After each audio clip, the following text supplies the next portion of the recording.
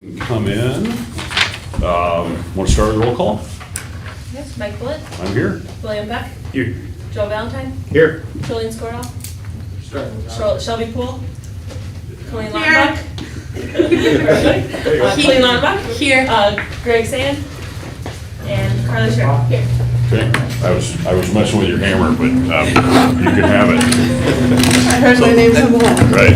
Kathy, So for your first official act will be to pick a sub to read the mission and vision. for other people at the meeting, Craig Kepler, attorney Christopher Huntley, real estate attorney,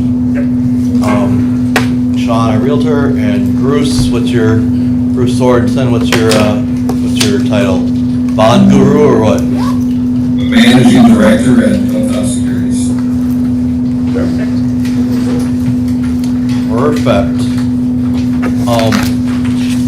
So, here, bye.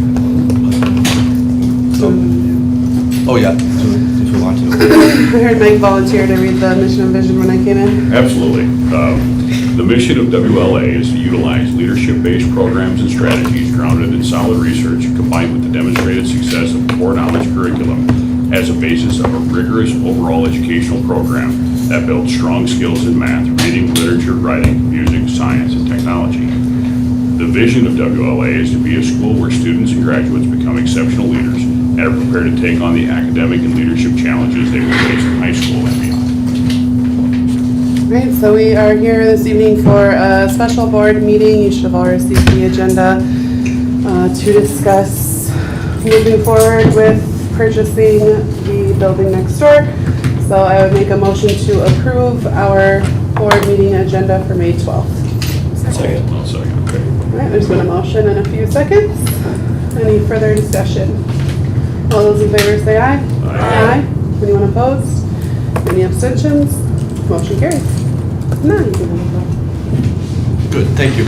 So, there are two action items on the agenda.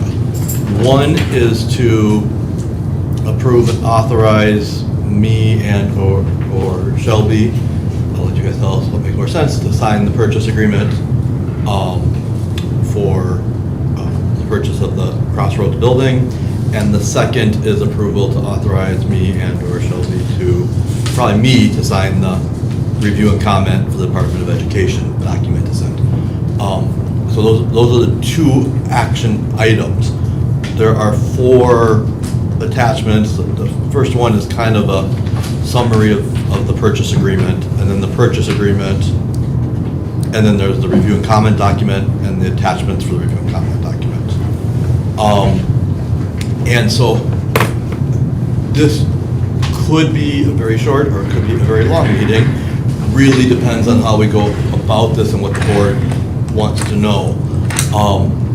I think that being the purchase agreement is the first one, I would like to maybe request that, Sean, maybe you take the floor and summarize what we need to know, and then, but if we can keep to just a couple minutes in terms of, the overview and the whatever, maybe Bruce, if you can give a couple minutes, and Christopher and Craig, you've all played a role in getting this ready. I just don't want it to get into half an hour presentations here when we may have half an hour questions too if we're not careful. So I want the board to have all the information they need to be able to, and all the questions answered that they need to feel comfortable authorizing us to sign it. Does that make sense? So Sean, kind of let you take the lead since we didn't really strategize this ahead of time. Do you want to just give a summary of where we're at and what we're asking the board to sign tonight, and we'll let you pass it off to Bruce, Christopher, or Craig, whichever you think would be next kind of in line to give some feedback.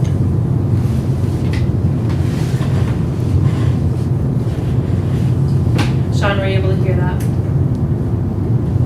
A little bit. I think Jonas was just asking for you to, if you'd like to start us off, to give a short overview of the purchase agreement. Yes. Good evening, board director. I'd like apologize, I can't be there in person tonight. Wife's doing a little bit of traveling this week, so very much appreciate the virtual accommodation, guys. Thank you for that. I will start, I think it's basic. It's the same, it's essentially the same letter of intent that we worked off of about a month ago when we met. So if I pulled it up, would that work? And, Sean, I don't think the board disagrees. I don't think you need to go through it point by point. I mean, they did already see the letter of intent. Anything that's changed since the letter of intent or changed in the purchase agreement, and then the board, if they have questions, can ask. I think we want to not get too bogged down, in stuff they've already got, because I think it's. Yeah, I'll just hit the high points then. The seller is Crossroads on Hudson. We're going to purchase the building for $5.5 million, plus any additional consideration of funds up to $25,000 for the release of lease obligations. So the purchase price will most likely be $5.525 million, and then that'll be reduced if we get above $25,000 of those release proceeds. The earnest money, so we'll have 5 days. I'm assuming that tomorrow, assuming that the board approves this, we'll have 5 days after tomorrow to deposit our first $15,000 earnest money deposit. And so I'll probably send an email to Dustin and the team to get those funds out to the title company, which is Land Title. We have two 45-day periods of due diligence, meaning the earnest money is not at risk until basically 90 days. So we've got 90 days to do due diligence without the earnest money being at risk. There are a handful of contingencies that must happen for us, but it essentially relates to the financing. So as long as we get financing, we have to close on the property, and the earnest money is not at risk. Let's see here, and then I'm going to the review and comment document. I think, let me pull that up here. That's got a good summary of the overall project costs and expenses. So if that's okay, I can share my screen quick. Unless there are questions on the purchase agreement, maybe I'll pause just if there's any specific questions on the purchase agreement. Cassidy, there's someone trying to join. Just the pay guide. Oh, okay. No questions. Okay. The only minor thing that changed from last time is they have some nice personal furniture and artwork in there that came from one of the partners that put that in the building. So they had asked us to purchase that if that's what we want, and that additional price is $6,500 for all the artwork in the building. There's a handful of chairs and sofas and all that. So we did agree to that. So I'm going to share my screen. Here.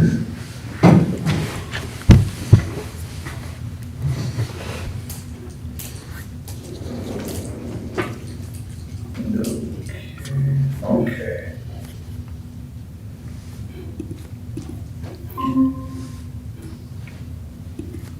Can everyone see that? I'll just walk down this.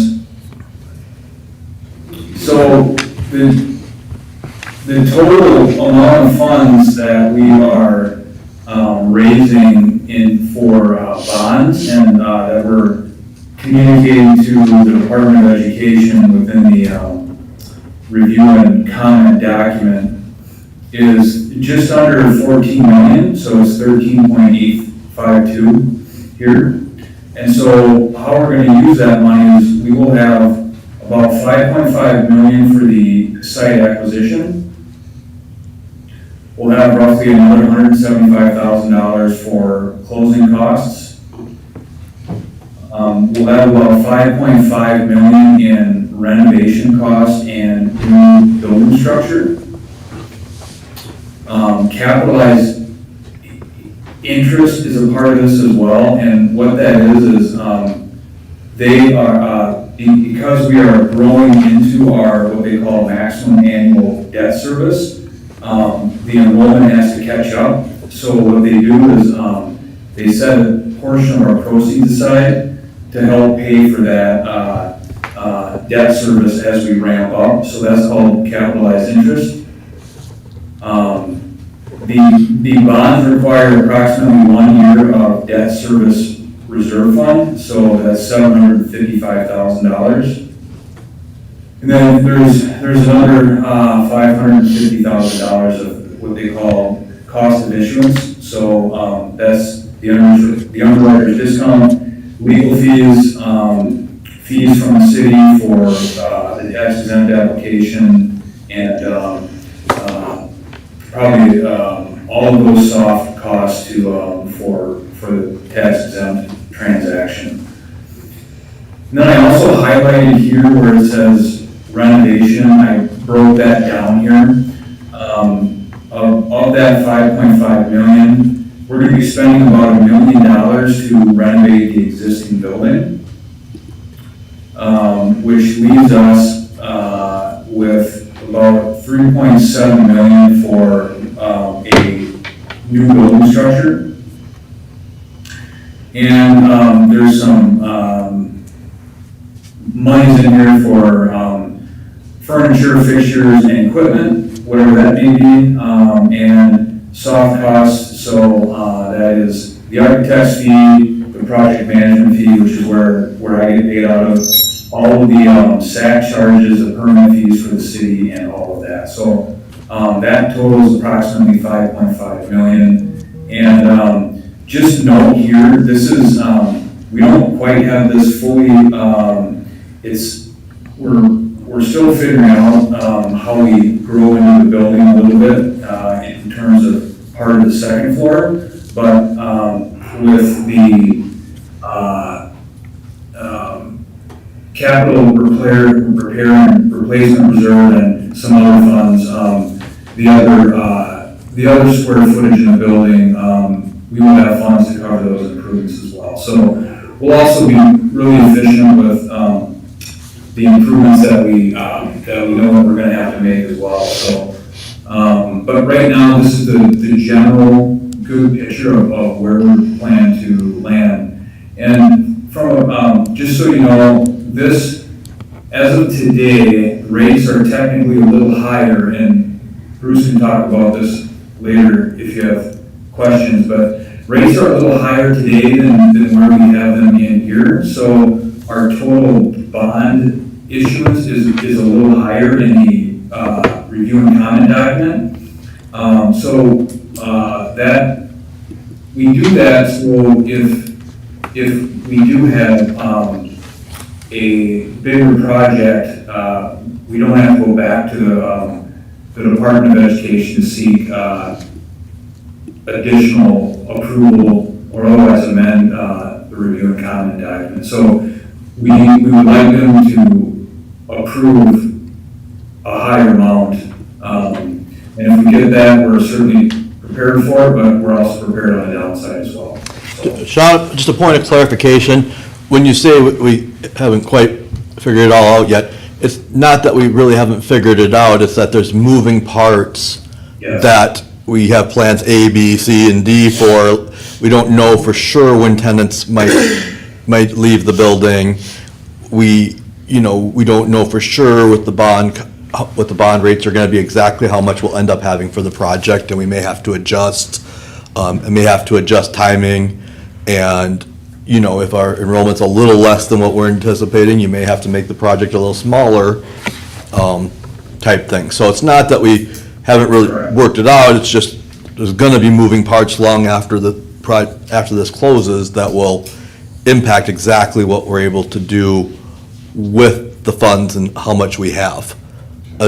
Yes, that's a better way to put it. It's, just to give you a picture of this, when we first started this process, I don't know, we started it probably six months ago, but within the past month, rates have, probably gone up anywhere from 50 to 75 basis points with all the tariff news. So we're trying to be prepared basically for higher proceeds, lower proceeds, and tenants that have lease term within this building if we cannot, if they choose to go through the full term. And so maybe I will pause before I get into the building plans, but I can kind of show you what that looks like in the actual building with these plans. Yeah. And Sean, did you tell us that the rate floats until we close? Is that what I remember? Yep. Bruce, why don't you talk about that? Yeah, it is unfortunately a process. Oh, having a hard time hearing you, A Bruce. little bit. We're having a hard time hearing you, Bruce. Can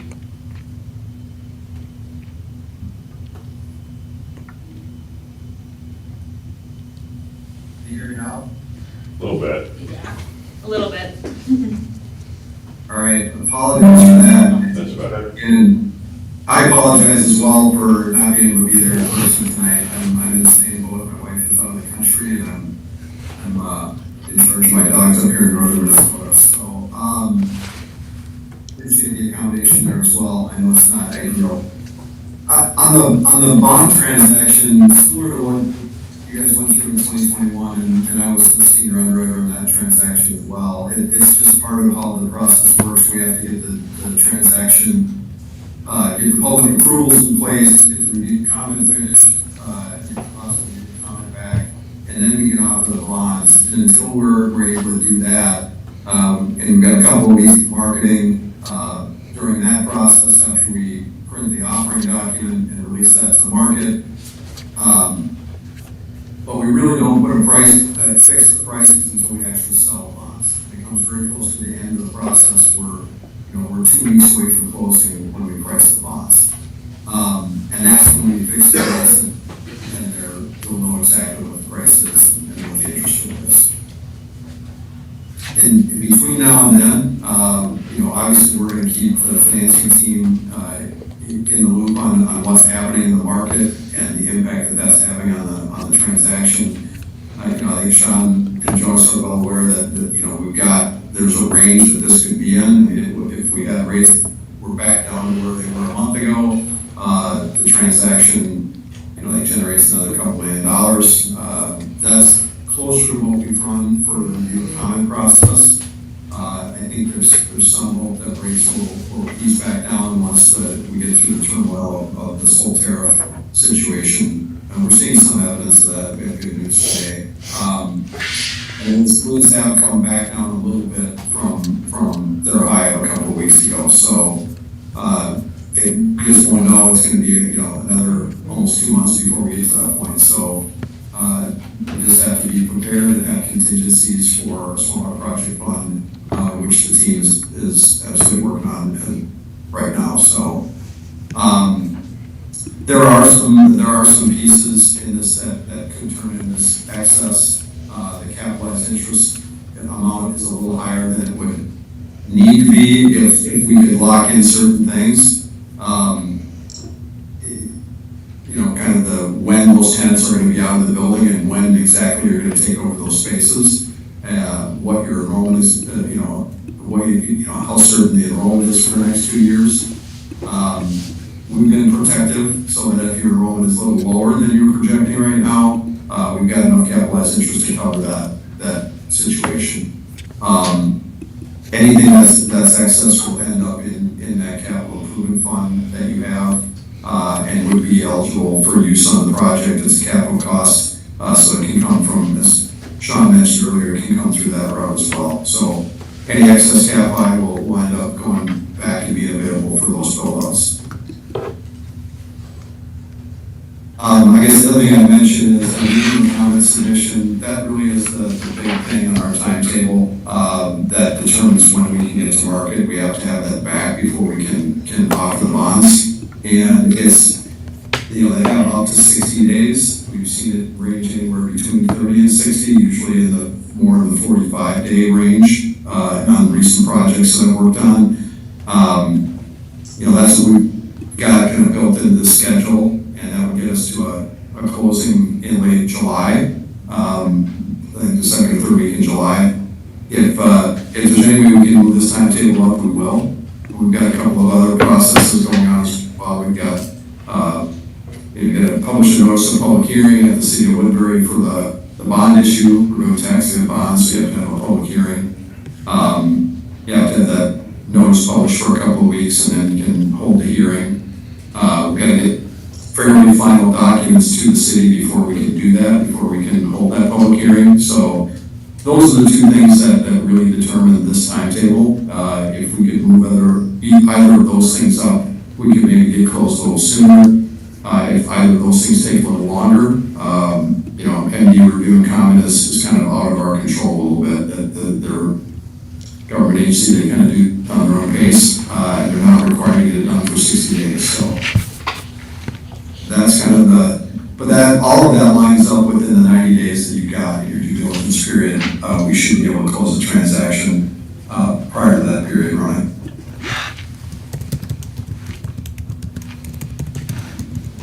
Any questions? No questions.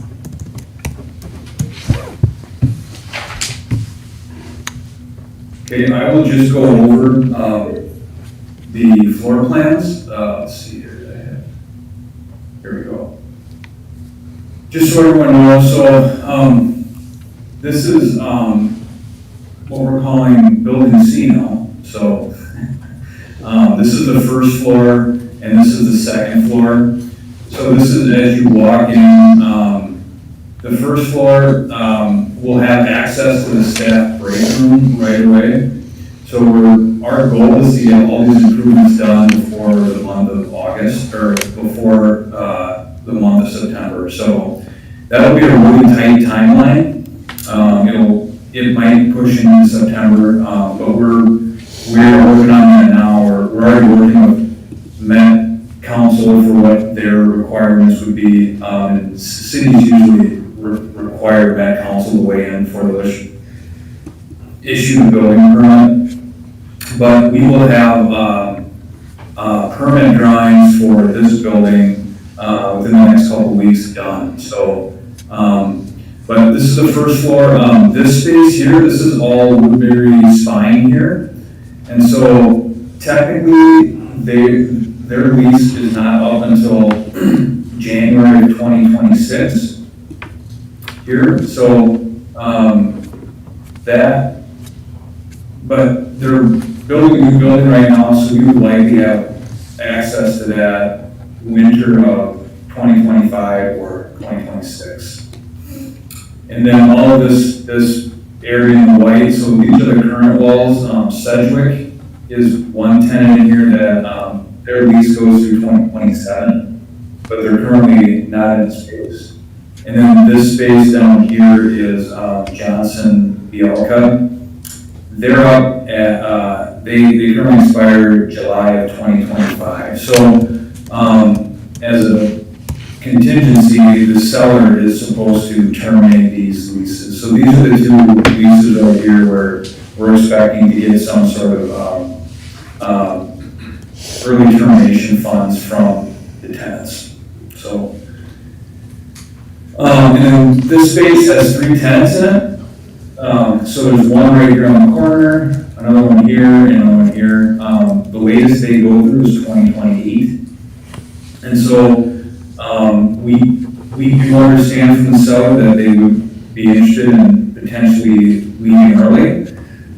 Just depends on what that all looks like. They spend money on their build out, so I think that's really their only concern is finding a suitable replacement property, and then whether or not they feel how much money that they've spent within their space, and how that would how much funds that they would have to come out of pocket for their other space in another building, so. So this is what it looks like when it's built out here. So, sorry about that. Hey, Sean, one quick question on that space that, like you said, with the tenants concerned about how much money potentially they spent with the build-outs that they did. Yeah, About when they did that, is it, I get not like an exact date, but is it relatively recent or is it kind of older? Does the, you know what I mean? Obviously, the newer it is and the nicer it is, the more expensive it is versus, it's a little dated and it was like 8 years ago or, you know, whatever. yeah, so all of these tenants were put in, I'd say, probably in the last 3 years. Okay. Now, the landlord paid for some of the build out. I don't have all their details yet. That's something that the seller will give us after tomorrow, during the due diligence. So, but, you know, I think the other thing that we're talking about, some of that flexibility is, you know, within the new building classrooms, whether they're permanent, temporary, to offset potentially, if the tenants desire to stay here, so. But so after next year, we have, this is how it would get built up for next year. And then we will also have, some space here on the first floor. I think that's in here. Here we go. So this is the first floor. This is kind of long-term what we're thinking here. This is kind of a cafeteria common space here on the first floor where the Woodbury spine is. We have a multi-purpose classroom, and then, you know, we probably make this room into a classroom as well. But we would have access to all of this at some point next year. So it's good news. And then on the second floor, when the spaces do become available, there would be 5 more classrooms up here. And then, sorry, I'm skipping around. I forgot about this space. This is where New Horizons Daycare is. So we would essentially do the same thing. So there would be another 5 classrooms in here. Sean, can you scroll up a little bit? I just want to scroll the other way, just a little bit more. So just,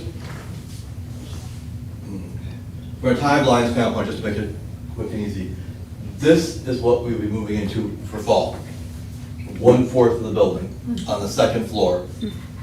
5 classrooms, one of them will kind of have like a garage that opens and closes, so we can transform it from a classroom into a lunchroom. If they have a 5th room, it will be very tight to start the year.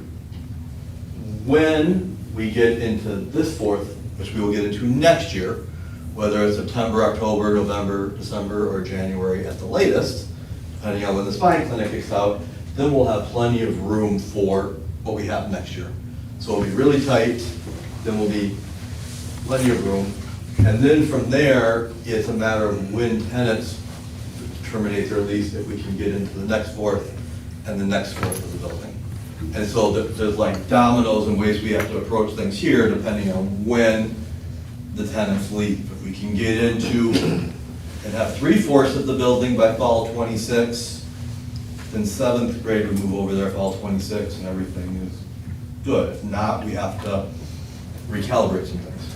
If the spine clinic moves out in January of '26, will we start construction while kids are in the building, or will we wait until the school year is over to start that build out?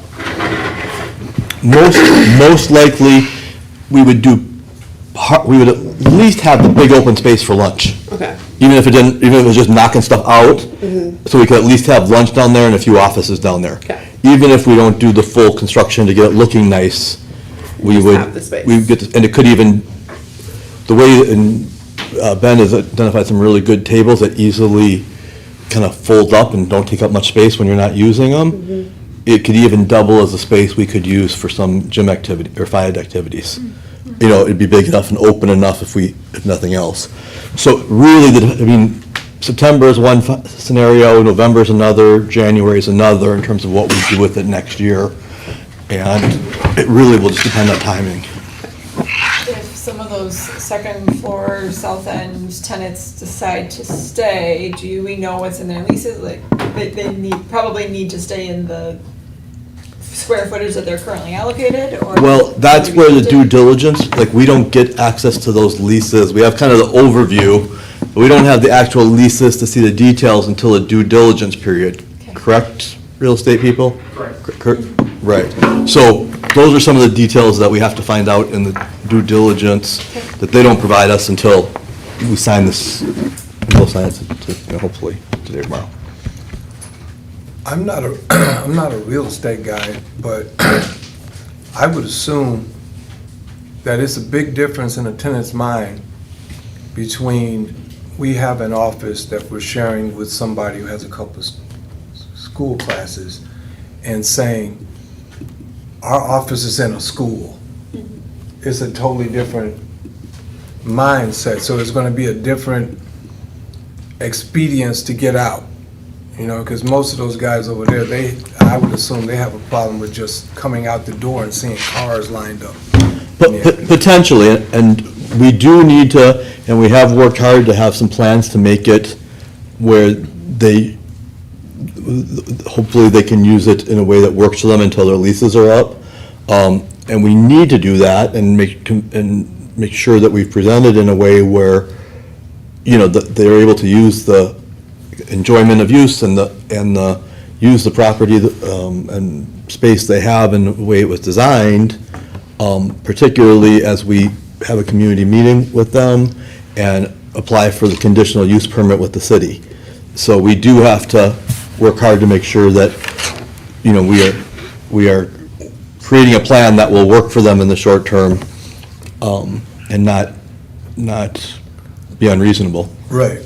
Is that's an accurate way of saying that about the conditional use permit, John and Craig and realty people? Am I saying that well, or can you say it better? No, it's a political process, so you want to be mindful of your relationships with the community.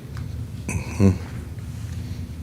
Yeah, I think we just, they didn't go in thinking that, you know, they were gonna have a landlord and a neighbor at the school. I think we just gotta be the best landlord that we can be to them, you know, according to the lease, and I think it will play out well no matter what. I think, you know, as a landlord, it's always good to have good relationships with your tenants. You don't wanna force unnecessary, you know, friction or bad relations. It seems to never work out well. So.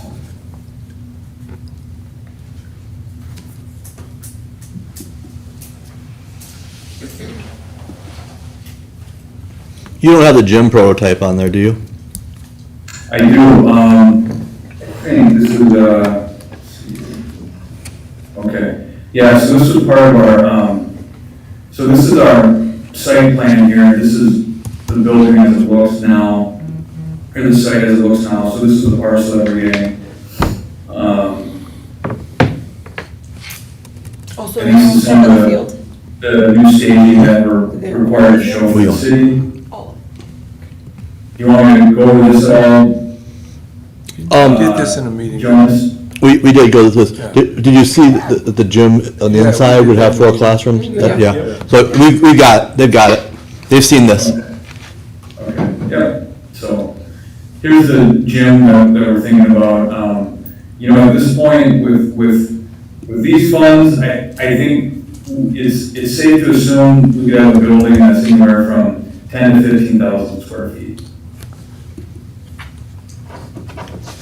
But again, what exactly we're gonna be able to do with the gym, whether there's classrooms, what it looks like, really will, a lot of it will depend on these interest rates, correct? And that will have a lot to do with how much we actually have for the project in the end.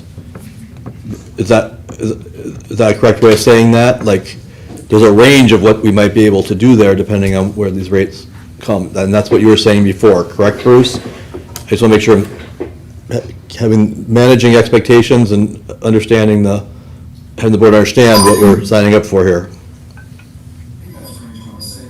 If rates are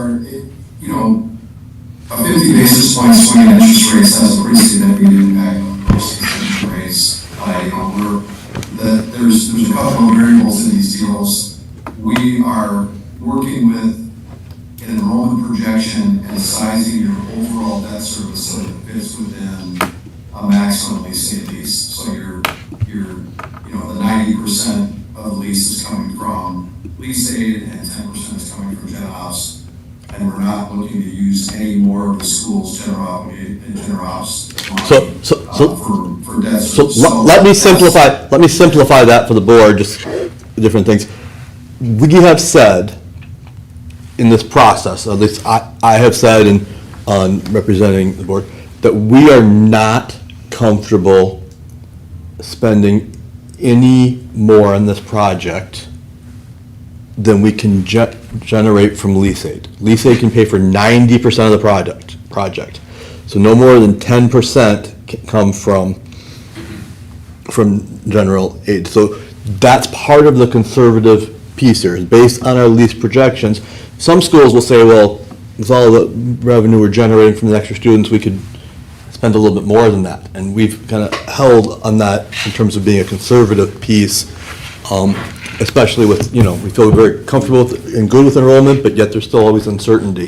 But does that make sense? That lease aid is money we would not get, right? So 90% of this is going to be paid for with money we would not receive if we stayed in this building with the same number of students. Okay, yep. Right? 10% of it would be paid for, we would come out of the general fund, but we're also generating more money to do it. And so we've made that our limit, and I've repeatedly said we just aren't comfortable going above that. No, So I think you hedged it as best you can, right? There's always going to be uncertainty. That's what this due diligence period is for. Mm-hmm. And it does seem like there's the general theme seems to be if you want a complete look behind the curtain, you got to commit. Yep. And that's the reality. But I just wanted to clarify what he was saying, that 90% of this is money we wouldn't get otherwise. We wouldn't have, even if we increased the enrollment in the space.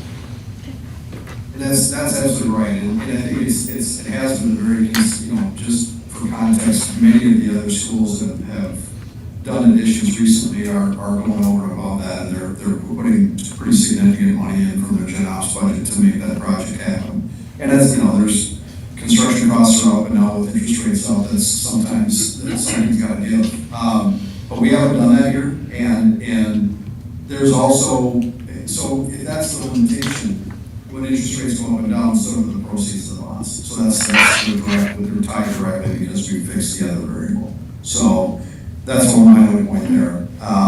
So if rates go down, we do a little more proceeds available. If rates stay where they're at, if they go up, there becomes additional value in here. You guys have to think about minus C or D. And we'll, like I said, we'll make sure that we keep you guys apprised of that as we go along here. I don't know if there's, one of the things I remember back to the 21 transaction that in the current facilities, we did end up in an industry environment that was falling while we were working on this, and that's a pretty nice place to be. You actually added more classroom space, so not only did you have lower interest rates, you had more students in your projections that allowed the addition to be put on top of the gym. So that was, I don't know if there's an option here for something like that, but that's the only thing that could add more revenue available for the debt services to increase the number of classrooms and kids. So that's kind of given the project parameters we got. That's just the reality. They're going to dictate how much proceeds we have.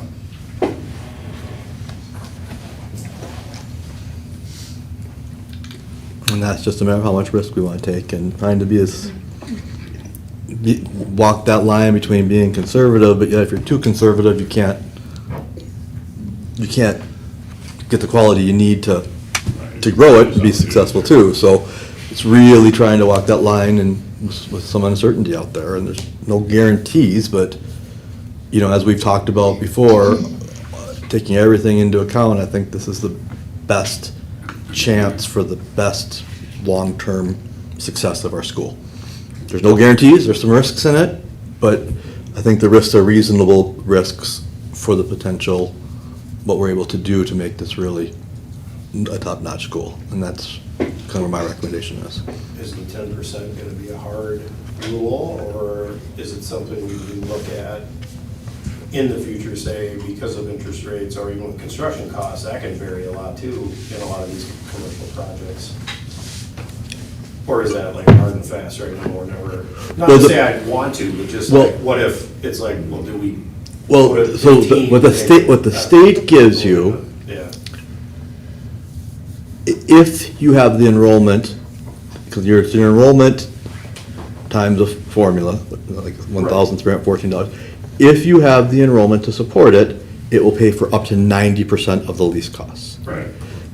So, so is that part is, what you're asking is, well, what I'm asking is, like they said, like some of the other schools have approved to go higher with their own budget. the higher you go, the more risk you take. Well, right. Right, and that's It's our general ops, right? So it's money that's coming out of money that would be used for right. salary. And of course, the extra space you're generating is allowing you to increase enrollment, which is increasing revenue, Right. but it is 10%, so it's, It would just be a different snapshot in time. I'm just saying, like, as we got into this, if say, because of rates and, like you said, we don't get to see what's behind the curtain. well, But once we're in- but There's once, a certain bet on the component to this whole but thing. once it closes, that bond rates are set. We know how much money we For how have, right? Is it set for the whole term of the bond? Is it- For 40 years, right? And you can't go back and, if the rates go down, you can't go back and like refinance for 10 years, I believe, is the deal. Is that correct, Bruce? For 10 years?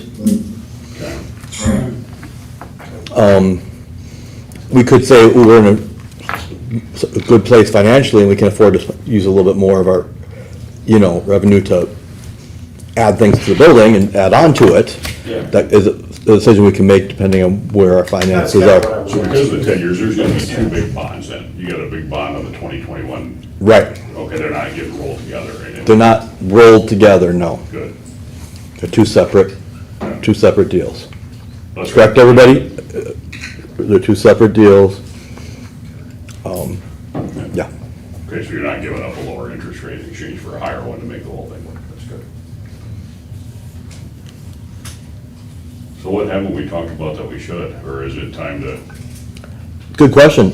Is there any of the four of you, is there, other than questions the board may still have, is there things that we have not talked about that the board should know before we vote in either of these two things? So, no. They will say no. Sean, Bruce? Is there anything the board should know that we have not talked about before we vote to approve these two things? I would say this, I mean, you are not obligated on the bond, on the new bond issue until we sign a bond purchase agreement. And, obviously nobody wants to put the amount of work it'll take to get from here to there. But, if the market is not cooperative, if, you're not obligating yourself to do this other than signing a purchase contract for the building. And that it's contingent on financing. And financing in terms that work for us, is why I read it in the thing. So if we could get financing, but would cost us $2 million more, we're not obligated to say, we would still be able to get out and just will we even lose our earnest money in that case? You wouldn't through the due diligence period. After the expiration of the due diligence period, you would. Right. But you have other contingencies that would basically like, Yeah. I mean, what we would lose is the money that the architects have already put into it, that, there's costs that we would end up eating, that maybe we would use the stuff again in a few years anyways, when things changed, but there would be some costs we paid that we wouldn't be cashing out on, but we wouldn't lose anything more. And then I guess the last thing I would say, and you kind of already covered this point, but, that is a self-imposed limit on, in terms of debt service. You guys will have decisions to make before we price these bonds, and we'll have a pretty good idea where the rates are at that time. And, the rest of the country, they're doing mortgage debt for charter schools where they own the building and the amount that they can borrow is based on what they can comfortably cover on their operations and the separate lease aid component. So it does add an element of, there's historically been a lot of focus on that number. I would tell you that the coverage you're projecting when you get to your full enrollment is pretty comfortable. So that's, it's not your limitation is self-imposed right now, and I'm not arguing that it shouldn't be. It's prudent, and you've done, I think it's a good decision. It retains the maximum amount of money for the rest of your program from your general operations.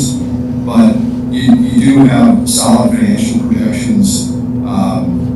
If there's a reason to stretch when you get to that decision point, to go further than the size of the bond issue at a certain size, at a certain rate, that can be revisited, and we can talk about that. But I think your leaders have done a good job of presenting this in a way that gives you as much flexibility and protects you from the uncertainties that are in any deal where that's an enrollment expansion like you guys are looking at. So, but I just want you guys to understand that it's not a limitation of the bond market. Your investors would allow you to have more leverage than this, but it's that the ramifications all comes out of gen ops if you're over and above that amount. So it's a pretty serious decision. Yeah, just on piggyback that, so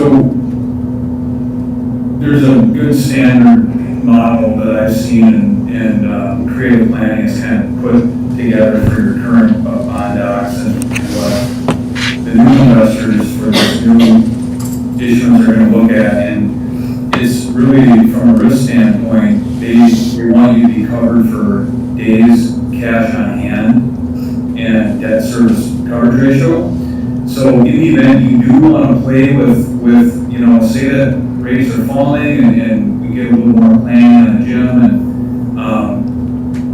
you guys can see how much risk you guys think that you are going to take with the model that's already out there through creative planning and Hilltop. So it's pretty quick. It's pretty quick to adjust, and if it comes to that sort of decision and you want that type of data, it is out there. So, Do you have a timeline in mind for the gym at this moment? Initially, our discussions, the plan was for fall 26. To open it, or just Right, ground? but there has been some discussion that we should wait, see how, make sure enrollment hits all our targets. We have a few years to do this, and make sure everything is on track the way we think it is, and try and have it for spring of 27. There's no deadline for spending this money as far as construction? 3 years, is that right? For the project fund has to be spent in 3 years? yeah, there's a tax compliance certificate that I've come across. So what happens if we don't end up spending all of it? What would happen? So what will happen is it'll essentially roll to the bond fund, but What does that mean, it will roll to the bond fund? Will it decrease the amount we have to pay each year? Will it mean that we would pay it off sooner? Will it mean we can use that money to pay our month? Like, what does that mean, it will roll to the bond fund? That's a good question. Bruce will be able to, so the bond fund is where you pay the principal and interest on your bonds, okay? So if you get a big inflection from the project fund and the bond funds, this is where I'm a little unclear, Bruce, but. I mean, let's just say something, let's say something. Let's say we've got $1 million payment, and we've got $300,000 left over the project fund. That comes over into the bond fund. Now, can they take the? Let me frame it a little differently, Sean. Sean, let me frame it a little differently. Let's say that things really go wrong in the next year, 18 months. Everything, worst case scenario, something crazy happens with enrollment, and construction costs go sky high, where building the gym is not even a realistic with the amount of money we have anymore. And we decided to do something smaller, and that $4 million we have spent for the gym, we have $2 or $3 million of it left, because we've tried to be conservative and how would that play out in terms of rolling into the bonds and what it would mean? Like, were we able to do that? Are we able to then space out how we pay the bonds back, or how does that work? Brandon, that's a tough question, because first of all, we're supposed to have a GMP contract in place for the work that's going to be done, and the project's supposed to be well enough defined when we get to closing that you'll have the money that you need to do the project, and you're supposed to complete the project as you described it to your investors, right? Okay. So they're expecting a certain amount of collateral. Having said that, things from time to time do go horribly wrong for a variety of reasons. There's some massive disruption in the markets that just won't allow you to complete it. I think the good news is that is not, that the last piece of that you're spending the biggest amount of money on is a new building that you don't need to have for student instruction. So that's not necessarily going to impact your lease rate that you're able to generate. It's going to obviously impact how you operate the school without having that facility, but there are going to be worse scenarios. There are those spend down rules. Craig, I don't know. I've not run into a situation where somebody hasn't met those. Yeah, I haven't either. This is a little bit different situation. Just the uncertainty with the tariffs and everything going on, just want us to be prepared for what's the very worst case scenario and what would we do so the board just knows what that is going in. Well, you want me to answer that I would question? answer that at a different time, because we haven't run across that. Like Bruce said, when you close, you have to have a GMP contract in place. You're signing all those contracts to the bond buyers. The opposite has been the case, where you find out that you don't have enough money quite to complete your project, and so you've got to come up with a little bit more money. But we haven't had a circumstance where there was a large residual unspent because the school decided to simply not build something. I mean, you actually promised in the bond documents that you're going to build everything you say you're going to build. So we have the contracts in place. Will those contracts be for a set amount, like if construction costs go way up? Guaranteed maximum price contracts. That's a GMP, Yeah. guaranteed maximum price. Okay. Yeah. Understood. Okay. Yeah. All right. So we got that. I just, Yeah.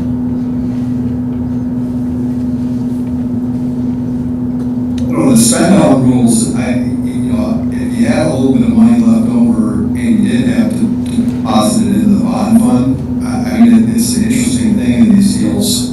The way they're structured is that if you have extra money, and I think this is the case, if those private leases that are in place, if they stay in place longer, shorter, that's kind of how we're structuring it, but if they were to stay in place longer, you'd have some extra money to offset your lease obligation that we have besides the transaction. we wouldn't though, because we wouldn't be able to have the enrollment where we need if, Right. I mean, But if, that money to pay the lease instead. yeah, So it's one or the other, but it wouldn't really be extra. Yeah. Board, do you feel comfortable you have all the information you need to vote on these two things? Question before the board members make a motion though, is who should be signing these documents? Is it Shelby or is it me? Is it the board chair or is it the superintendent? In the resolutions, we say any board officer or the superintendent, whichever the board chooses, but Okay. my own preference is that it's the board chair. Okay. Keep in mind that ABC also has to sign, and should be an officer of the building companies. He's right behind you, so. Ready? So, right, everybody feels ready that we can move forward? Yep. So then do we need to change the wording to make it, instead of Jonas, make it just me then? Or do we leave it as both? This is and or on the first one. On the first one, the second one was just Jonas. That just makes it, if you put both on there, if some reason we can't get you and you're out of town, we need something signed right away, we both are authorized. So we'll do both of them as an and/or. Yeah. But I think we'll probably sign it tonight, right? Don't we have it to sign tonight? Okay.